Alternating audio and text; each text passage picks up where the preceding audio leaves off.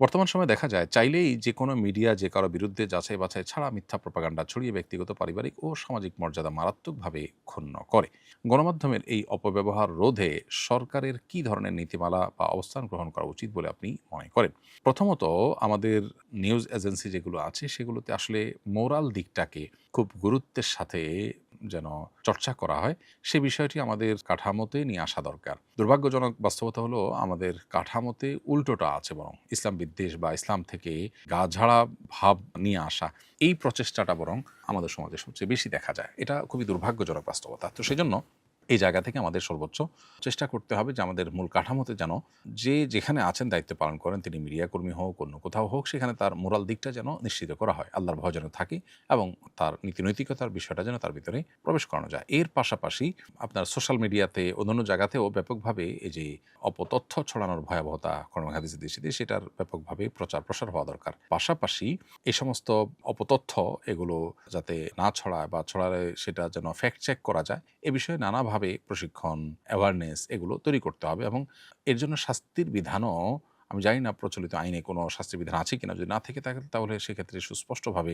এ ধরনের অপরাধ করার ফলে শাস্তির বিধানও আসলে থাকা উচিত। কারণ আপনি মিডিয়া কর্মী হন বা যেই হন না কেন, আপনি কারোর চরিত্রে হনন করবেন, ধারণা প্রসূত একজনের বিরুদ্ধে আপনি অপতথ্য ছড়াবেন, তার জন্য আপনার কোনো শাস্তি হবে না, এটা তো অবশ্যই জুলুম। অতএব এই বিষয়টাকে মাথায় রেখে প্রয়োজনীয় শাস্তির আইনও করা যেতে পারে। রাজনীতিবিদদের সমালোচনা কি গীবত হিসাবে গণ্য হবে? রাজনীতিবিদ হয়ে গেলে তাদের সমালোচনা জায়েজ হয়ে যাবে না, হালাল হয়ে যাবে না। তবে হ্যাঁ, রাজনীতিবিদদের এমন কোনো কর্মকাণ্ডের সমালোচনা আপনার নিষিদ্ধ গীবতের আওতায় পড়বে না, যেটার ফলে জাতির ক্ষতি হয়। জাতির যে ক্ষতি আছে তার অবস্থানগত কারণে, তার আচরণগত কারণে সেটার সমালোচনা করা যাবে। ব্যক্তি হিসাবে তার সমালোচনা যদি আপনি করেন, যেটা আসলে কোনো জাতীয় বিষয় না বা যেটার সাথে তার রাজনীতিবিদের কোনো সম্পর্ক নাই, মানুষ হিসাবে মানুষের ভালো মন্দ থাকে, সেটা সমালোচনা করেন, সেটা অবশ্যই অন্য ১০টা গীবতের মতো গীবত হবে এবং নিষিদ্ধ হবে। প্রকাশ্যে সে কোনো অপরাধ করেছে, এমন কিছু করেছে যেখানেতে সামাজিক বা জাতীয় স্বার্থ জড়িত আছে, তখন সেটার সমালোচনা করা, সেটার সে দোষের কথা বলা, সে ত্রুটির কথা বলা, এটা সন্দেহভাবে জায়েজ রয়েছে। আমি মসজিদের মুয়াজ্জিন, সরকার কর্তৃক ঈদ ভাতা প্রদানের জন্য নির্ধারিত ফরমে অন্য কোনো উপার্জন আছে কিনা অপশনে আমি না লিখেছিলাম। অথচ আমার একটি ছোট বিজনেস আছে, যেটা আমি অতি সত্বর বন্ধ করে দেব। এখন আমার কি সরকারি এই ভাতা নেওয়া হালাল হয়েছে? প্রিয় দর্শক, আপনার এই প্রশ্নের উত্তর হলো যে, যদি অপশনে না লিখলে আপনার জন্য ভাতা প্রযোজ্য হতো না, এমনটি হয়ে থাকে, তাহলে সেক্ষেত্রে আপনার জন্য এই ভাতা গ্রহণ করা জায়েজ হয়নি। বরং এটা আপনাকে ব্যাক করতে হবে, ব্যাক করার অপশন থাকলে। আর না হলে শরীয়ী নির্দেশনা মতে এটি আপনি দান বা পরবর্তী করণীয় নির্ধারণ করে এ থেকে আপনাকে মুক্ত হতে হবে। যখন কোনো উপহার উপঢৌকনের জন্য শর্ত দেওয়া হয় যে এই ক্যাটাগরির মানুষকে দেওয়া হবে, তখন আপনি সেই ক্যাটাগরির মানুষ না হয়েও সেটা গ্রহণ করেছেন, সেদিক থেকে এটা গ্রহণ করা আপনার জন্য জায়েজ হবে না, এটা আপনাকে ব্যাক করতে হবে। আর যদি ব্যাপারটা এরকম না যে এই হা নার উপরে আপনার ভাতা নির্ধারণ হতো, বরং আপনি না লিখলেও, হা লিখলেও আপনি ভাতা পেতেন, এরকম যদি হয়, তাহলে সেক্ষেত্রে ভাতা গ্রহণ করা আপনার জন্য জায়েজ হবে। কিন্তু আপনি মিথ্যা যে লিখেছেন সেজন্য অবশ্যই গুনাহ হয়েছে এবং এর জন্য আল্লাহ রাব্বুল আলামিনের কাছে তবে নাসুহা করতে হবে। পার্থিব সামান্য একটু সুবিধা পাওয়ার জন্য একজন ঈমানদার মিথ্যা বলতে পারেন না। আল্লাহর ভয় তার অন্তরে পরিপূর্ণভাবে সদা জাগরুক রাখতে হবে এবং রাখা উচিত আমাদের। সুদের টাকা গরিব মিসকিনকে না বলে দেয়া যাবে কিনা? উত্তর হলো, আপনি সুদের টাকা দান করে দিতে হবে। এখন গরিব মিসকিনকে দিলে তারা মনোকষ্ট পেতে পারে, এরকম যদি চিন্তা থেকে না বলে দেন, তাতে জায়েজ হবে। কারণ তার জন্য ভোগ করা তো জায়েজ। অতএব তাকে বলে দেওয়া আবশ্যক নয়। আপনি না বলে দিলেও দায়মুক্ত হবেন। আমি একজনকে কিছু টাকা ঋণ দিয়েছিলাম। এখন সে আমাকে তার হারাম উপার্জন থেকে আমার টাকা পরিশোধ করতে চাচ্ছে। আমি এই টাকা নিতে পারব কিনা? উত্তর হলো, যিনি আপনাকে ঋণ পরিশোধ করছেন তিনি যদি স্পষ্ট করে বলেন যে এটা তার হারাম উপার্জন থেকেই তিনি দিচ্ছেন, তাহলে সেটা আপনি নিবেন না, গ্রহণ করবেন না।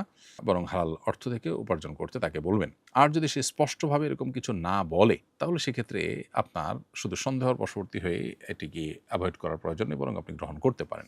অনেক ওলামায়ে কেরাম এখানে একটা পার্থক্য করেন যে হারাম লিআইনিহি লিগাইরিহি, কিছু হারাম আছে মূলগতভাবে হারাম। ধরুন, আপনি কাউকে এমন কিছু দিলেন যেটা সরাসরি হারাম। ফর এক্সাম্পল, আপনি কাউকে শূকরের গোশত দিলেন বিনিময় স্বরূপ। তো এটা তো স্পষ্ট হারাম। আরেকটা হলো যে মূলগতভাবে হারাম না, বরং উপার্জনের প্রক্রিয়াগতভাবে হারাম হয়েছে। ধরুন, আপনি একজনের সম্পদ নিয়েছেন, প্রতারণা করে তার সম্পদ নিয়েছেন। এই সম্পদটা মূলগতভাবে হারাম না, কিন্তু প্রক্রিয়াটা হারাম। এটাকে অনেক ওলামায়ে কেরাম বলেছেন বিনিময় হিসাবে যদি কাউকে দেয়া হয়, যিনি গ্রহণ করেছেন তার জন্য এটা নাজায়েজ হবে না।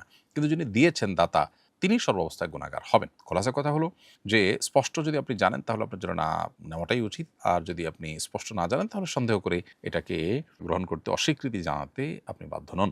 আর্মিতে যোগদানের ক্ষেত্রে ৩ বছরের ট্রেনিং করতে হয়। এই ট্রেনিংয়ে ক্লিন শেভ থাকা বাধ্যতামূলক। প্রতিদিন দাড়ি শেভ না করলে শাস্তি দেওয়া হয়। পরবর্তীতে ট্রেনিং শেষে অফিসার পদে যোগদান করার পর ঊর্ধ্বতন কর্মকর্তার অনুমতি সাপেক্ষে দাড়ি রাখা যায়। এক্ষেত্রে একজন মুসলিমের কি করণীয়? এই চাকরির জন্য ৩ বছর দাড়ি শেভ করা যাবে কিনা? প্রথম কথা হলো, একটি মুসলিম রাষ্ট্রে এই ধরনের নিয়ম থাকাটা খুবই দুর্ভাগ্যজনক। আমরা আশা করব সংশ্লিষ্ট যারা আছেন তারা এই নিয়ম পরিবর্তন করবেন। মুসলিম সমাজে ইসলাম যেটাকে অ্যালাউ করে না, সেরকম কোনো কিছু করতে বাধ্য করা, এটা মানুষের মৌলিক যে তার অধিকার আছে সেটা খর্ব করার শামিল। আমি মনে করি যে এই জায়গাটাতে পরিবর্তন আনবার যথেষ্ট সুযোগ আছে। আমি আবারও উদাত্ত আহ্বান রাখতে চাই সংশ্লিষ্টদের কাছে, তারা যেন আল্লাহর ভয়ে এই বিষয়টিকে সংশোধন করেন। বাকি যে জিনিসটা আসলে নাজায়েজ করে সেটা তো আসলে সর্বাবস্থায় নাজায়েজ হয়। বিশেষ করে আপনার কোনো একটা সুযোগ সুবিধা পাওয়ার জন্য আপনি কোনো একটা গুনাহের কাজ করতে পারেন না। তারপরেও যদি কেউ করে ফেলেন তাহলে তিনি তওবা করলে আল্লাহ তাআলার কাছে আশা করা যায় আল্লাহ তাআলা ক্ষমা করবেন। ছেলে ও মেয়ে গোপনে বিয়ে করেছে। বিয়ের সময় সেখানে তারা ব্যতীত ২ জন উপস্থিত ছিল। তাদের মধ্যে একজন বধির, যিনি তাদের কথাবার্তা কিছুই শোনেননি। স্বামী নিজেই বিয়ের খুতবা দেন এবং স্ত্রীর পক্ষ থেকে ইজাব হিসেবে বলা হয়, "আমি আপনার সাথে থাকতে চাই।" এই বিয়ে কি সহিহ হয়েছে? মৌলিকভাবে কথা হলো যে বিয়ে আসলে গোপনে করার বিষয় না, বিয়ে প্রকাশ্যে হওয়া উচিত। এবং নবী সাল্লাল্লাহু আলাইহি ওয়াসাল্লামের কোনো হাদিস রয়েছে এই মর্মে, যেমন আলিনু হাদান নিকাহ, তোমরা বিয়েকে ঘোষণা করো, ফাইন্নাহু নিকাহু লাইসা বিসিফা, কারণ এটা বিয়ে, এটা কোনো ব্যভিচার নয়, অতএব এটা প্রকাশ্যে করো, বলে কয়ে করো, জানিয়ে শুনিয়ে করো। অতএব গোপনে করা এটা বিবাহের যে সুন্নাহ সেটা নয়।